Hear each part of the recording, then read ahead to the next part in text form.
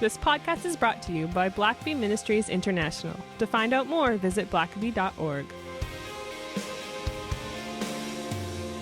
Well, welcome back to the Richard Blackaby Leadership Podcast. So good you're joining us today. I get to sit across from Dr. Richard Blackaby. I know that's always a thrill for you, Sam. It is. It's you never know what's gonna happen next. Yeah. And as a this is a multi-generational podcast. If for those listening who don't know, but I'm of the proud millennial class generation, born in the late '80s. And there's a lot. I think there's a lot that could be said about my generation. There certainly is, and there has been. Yeah, much has been written and spoken about it, and now that we're sort of old news in some ways, and we're moving on to Gen Z and the things that they're facing, and and we thought millennials were bad. Yeah, you would be wishing for the days that you had millennials at the house, but. There's a lot that the church could be doing. They're historically, it seems like the young people, leave the church in droves, and it just seems to always be an issue. And I think what would be good to do today is just if you could share any advice when thinking about the next generation. Certainly, it's now more than ever. Important to lead the next generation, and I think oftentimes that's where leaders have the hardest time is looking at the next generation, whether that's something like succession planning in the business, but even just leading their kids, young people, even young people that they work with. It seems to just kind of be a tricky thing to do for people, and so. If you could just solve all those issues and give the definitive answers, well, it'll be of course, great. There's one of the big issues about reaching the next generation. Not only is it important to do, and not only does the Bible command us to do that, but all of our work is lost if we don't reach the next generation. Yeah. It doesn't matter what you did, what you created, what you believed, what you promoted. If you don't pass that on to the next generation, then all of your work basically dies with you. And in that sense, if you're going to have any kind of lasting impact, you've got to pass on what you have learned, what you've done to the generation after you so that they carry it on. And it's been said that the church is always just one generation away from abject paganism. I mean, if we don't reach our kids, then one generation removed and the church could be gone. Just read the Old Testament. I feel like that's a common theme for Israel. It's interesting when you look at even some of the best kings in Israel. It seems almost ironic that they failed to reach the next generation, and I've never quite understood why that was. Like King David, of course, the best king perhaps in all of Israel's history. Yet he passes things on to Solomon, but it's obvious that Solomon departs at some point. His heart shifts, and he never is as passionate about God as his father was. And so David, he passed on a lot of building supplies to build a temple, and passed on a peaceful kingdom and so on, but somehow failed to pass on his passion for God. And whether it's King Jehoshaphat, a godly king, but he marries his son to the daughter of Ahab, which is just foolhardy, and his son is going to follow after his father-in-law instead of his father. King Hezekiah, another great godly king, but his son Manasseh, probably the most evil king ever to rule Judah. And even King Josiah, who's a godly king, all of his kids and descendants basically rule so poorly that God finally says enough is enough and brings the Babylonians in. And so, you look at people who failed to pass on their good work and their beliefs to their kids, and then all their work is undone, and even more so. Yeah. And then, of course, you've got good examples of people like Elijah, who is the greatest prophet perhaps in the Bible, but God graciously shows him an Elisha to invest in, so that after Elijah is gone, there still is a mighty prophet of God that continues to speak for God for a long time to Well, come. I can sort of hear maybe pastors and ministers chiming in at this point and say, well, yeah, if God would just bring me that Elisha, like, Yeah. I'm still looking for that Elisha Yeah. in my life. And that's a great issue because I think they are there to be had. I think it's kind of like a leader who says, I'd happily lead if someone would just follow me. And if you can't, the millennial generation is like the largest generation in American history. And if you can't find any millennial in that group that would want you to invest in them, then I don't think you're looking hard enough. Or that you're not the kind of person that they want to invest in their life. So, it's interesting. The Apostle Paul, if you watch him, he's in the book of Acts and even in the letters he writes, he's always with a group of men, and mostly men, and they tend to be young men. And whether Timothy or Silas or whoever it is, there's always a group. And we think of Paul as a very strong, independent-minded kind of person, but he does everything in a group. He's always got people around him. And so, of course, you can throw him. Paul spends a lot of his time later in life in jail, but he's still coordinating all these young men that are out there going to the churches and delivering his letters and so on. And of course, like my dad, I watched that with him when he was a pastor in a little church in Saskatoon. Over 100 young people, a lot of college students, felt called into ministry. And so, today my dad's not able to preach and travel like he used to, but there's all kinds of people in the younger generations that are faithfully carrying on the ministry. And Blackaby Ministries International and is doing as well as it's ever done with his son and grandsons and others all ministering. So the key is you've got to focus on the next generation. And I might just begin by just mentioning a couple of misconceptions. And I think this probably harms some of those who, like you mentioned, would like to influence the younger generation, but they aren't. And one is, it's a misconception to talk about future leaders. And I hear this a lot. I hear this in churches, well-meaning, well-intentioned people who say, well, we've got to invest in the young people because they are the leaders of tomorrow. They're the future leaders. And in a sense, I get what they're saying. Eventually, they'll be fully in charge. They'll be the president of the United States and so on. But when you say that, oftentimes what that means is they're not leaders now. And they may not be fully the leaders that they will be one day.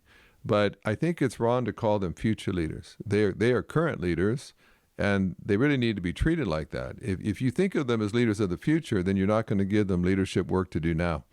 And so I kind of try to avoid that term. I tried, and with our younger people that are working with us, I want to give them all the leadership they can handle right now, and let them lead now, and hopefully they'll grow and they'll be fully in charge one day. But maybe avoid looking at that generation as future leaders. I let them lead now as far as they can. And second thing is. Sometimes we feel like, well, we just can't trust them with important work. Okay, we'll let them lead, but let's give them a bunch of inconsequential stuff that doesn't really matter anyway. And then if they mess up, it's not going to, sink the whole ship here. But you can't just simply give them busy work. You can't treat them like children. They are going to be leading, and they need to be given significant assignments that, have a certain risk to them if they don't do them well. And that may mean that it gets messy at times. It might mean that they fail. Certainly be sure to help them process that if things don't go like you hope they would. But those might be very important lessons that they learn early on so that they don't make even bigger mistakes later. And sometimes I hear people say, well, I know that investing in the younger leaders is important. I just don't have the time to do it now. I'll do it. I'm just too busy right now, and I would just say in getting that next generation on board and equipped and a part of the team is as important as anything you're going to do. So if you're too busy to do that, then you're probably too busy doing stuff that isn't as important. It is a priority, and it's the kind of thing that you need to do now. And maybe the last thing just to say about that is sometimes we say, well, it is something that's really important, and I am going to do that. I'm going to get to that, and we'll probably come up with some kind of program eventually to invest in young people. And churches will often say that we want to make that a priority, and we're going to eventually hire a youth minister. We're going to do this, we'll do that. The problem is that there are other people out there, there are other organizations and movements that want those young people. And oftentimes those groups, those people want our young people more than we do. And so those young people will be had. They will be claimed by somebody. And if you kind of dilly-dally and take your time investing in them, they'll just gravitate toward people who want them more. And so I think whether it's the church, whether it's Christian business leaders, we need to want young people because we know that their lives are important, that their contributions are significant, and we can't delay that. We've got to get on that now. The future's at stake, and so much of the church is at stake. A lot of Christian values, the culture is at stake. This is really something I think if you watch the news for very long, and you watch especially a lot of the young people and the kind of cultural places that they're being drawn to, I think this is a time to make this one of the top priorities for leaders today. Absolutely. Well, let's take a break here, and we will continue on when we come back. Hello, I'm Richard Blackaby. I'm the co-author of Experiencing God. And here at the Blackaby Bible Institute, we're offering an online class of Experiencing God that people can take from around the world. No one had any idea back in 1990 when Experiencing God was first published that it would be so life-transforming and that people would experience revival. They'd be set free from burdens they'd carried for years. I can't go anywhere in the world without people telling me how this material has changed their life. And so we offer it as the Blackabys, where we have all kinds of video resources, a live stream where you can submit live questions and get answers from myself and others, and just many different resources that will enhance your experience of Experiencing God. So I want to encourage you, if you've never taken the class before, or even if you have, the Blackaby Bible Institute will offer you more resources than you could have gotten anywhere else. And so we look forward to studying with you, and we're praying that it will change your life as you do. Well, Richard, in the time we have left, let's go ahead and unpack, techniques, just different ways that we can lead the next generation that can apply broadly, whether you're in a Christian organization, a church, or leading a business. Yeah, well, and there's a number of thoughts. One is just, I think you can tell just from what I've already said, just number one, just make them a priority. Yeah. And so don't put that off on a list of 15 things that you want to get to. Keep that, the younger generation always near the top. And if it's a priority, that means that you make it a priority in your budget, you make it a priority on your calendar, that in your budget, you're hiring that generation, your calendar, you're scheduling a significant quality time to spend with them. So make it a priority. Don't say it's a priority and then have it nowhere on your calendar or on your budget. And secondly, just go after them. Of course, not every young person is of equal capability, but there's a lot that are very talented and very gifted, and you need to be always with an eye for that. And wherever you might spy that, it could be just it's a bright young person at your church, and you just notice that they're very outgoing, they're very upbeat, they're quick to serve, they got great people skills, and you just see them in the church lobby every week, and or you see them volunteering at some church ministry, and you just think to yourself, I need to find out more about that person. I love their attitude, love their work ethic, love their people skills, but just keep your eyes open and always kind of have your radar open for some young person. It might be, someone that just serves you, maybe at a some service industry, and I've never been shy about trying to enlist people away. If I see someone who's good, not that I always could pay the highest dollar, but sometimes people just want to be wanted. So go after, let them know you want them and that you'd be willing to invest in them. And sometimes it might not be that you're paying the most money, but you're going to invest in them and grow them and give them attention and encouragement. And that means a lot to the younger generation as well. A third thing is just, invest time in them. And one of the ways you do that is you travel with them. If you're going to go somewhere, I tell pastors all the time, if you have to go visit someone in the hospital, bring a teenager with you from your church. Let them see what it's like to go in and minister to people that might be at the very brink of death, fighting serious illnesses, needing encouragement. Take them by to visit a widow at their home.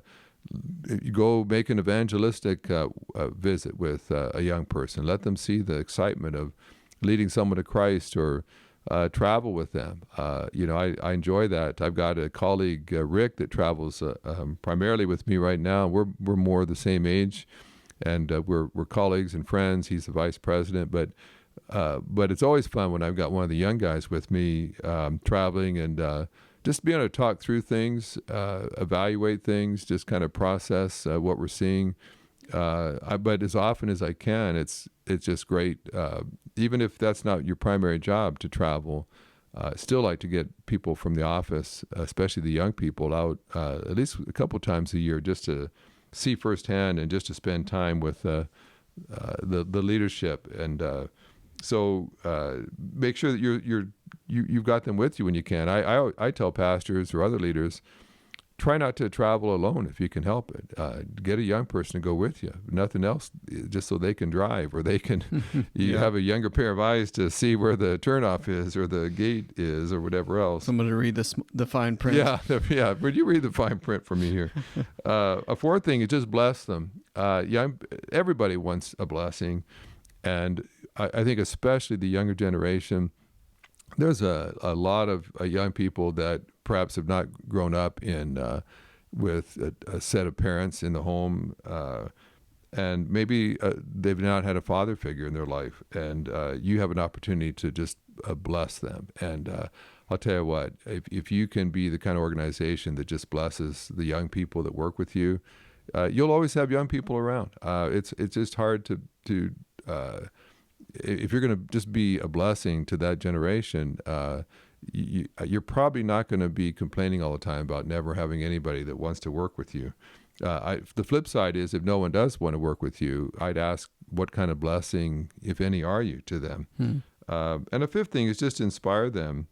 Hopefully you can show them what success looks like.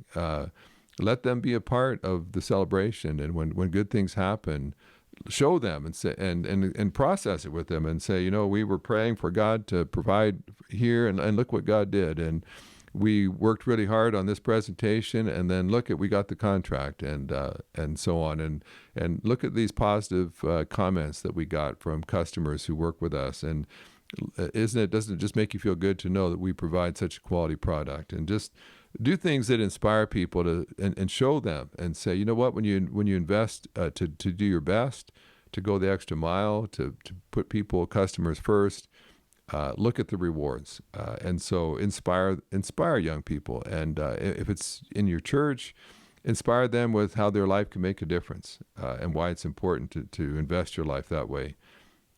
Sixth thing, just share your wisdom. Do it humbly. Don't be a know-it-all. Don't just sit these young people down to straighten them out all the time. But you've been down the road farther than they have. You've learned some things, perhaps a lot by mistakes you've made. And so just, share in a humble sort of way, not like, okay, young fella, you're pretty wet behind the ears, so let me tell you a lot of stuff you don't know yet. Don't approach it that way, but just along the way, say, here's something I've learned in working with people for a long time, or here's some of the things I've learned just the hard way, and hopefully maybe I can help save you some of those same mistakes. There's something I think very valuable about wisdom being shared, and not just if you can find a way to do it that doesn't make you look like a know-it-all or that you're just putting someone else down, but you're just on this lifelong journey of learning yourself, and you're excited just to kind of share the wealth that you've picked up along the way. The seventh thing is just ask questions. Don't assume that because you're working with younger people that you've got all the answers, that you need to do all the talking. They've got a lot of skills and insights. They've got some fresh perspectives that could breathe fresh wind into some stale, out-of-date organizations if you just listen to them. So, I like to, with you guys, there's just so many things you guys are just more aware of than I am about so many things these days that I like to, I want to know what you guys think and what you're picking up. And an eighth thing would just be observe. Just watch the young people, watch what they're doing, watch where maybe they're struggling. Keep an eye, watch how they're interacting. I think that the older generation could learn a lot just by watching and paying attention. And just the last couple of things, a ninth thing perhaps is just let the young people try and fail, and then let them process. So I mentioned that already. Sometimes we're afraid to let them do that, but some of the best learning comes from trial and error, failure, processing that, and so just do that intentionally. Don't just set them up to fail, but let them stretch themselves. Let them try things that are difficult. Let them try things that probably they're going to have to take a couple runs at until they get it right. But hopefully they'll grow through the process. And 10th thing, give them credit. If you're going to let them try things, make sure you give them the credit when they succeed, when they do well. Praise them for it. Don't take all the credit and the accolades for what the younger generation did. Just be quick to say, this podcast, Sam, this was your idea. So if I were doing this, wasn't my idea. I didn't even know how to do podcasts. I already knew how to listen to them when we started this. And so anyone... Oh, that's right. You hadn't even... No. You had to show me how to listen to our own podcast when we first started.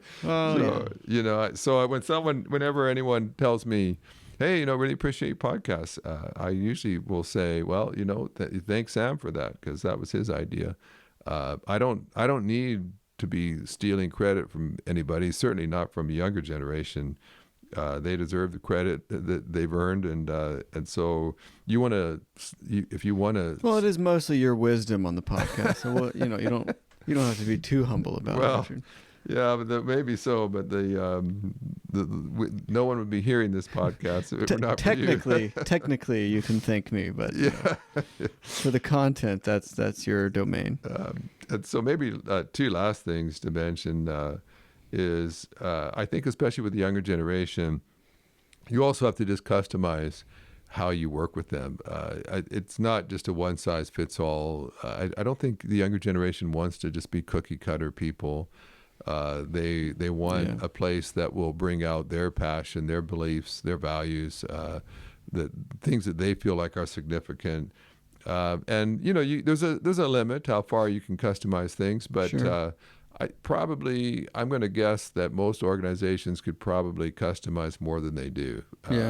They probably could be a little more flexible. And of course, the classic example I always think of is when a couple years ago, you and your wife, before you had kids,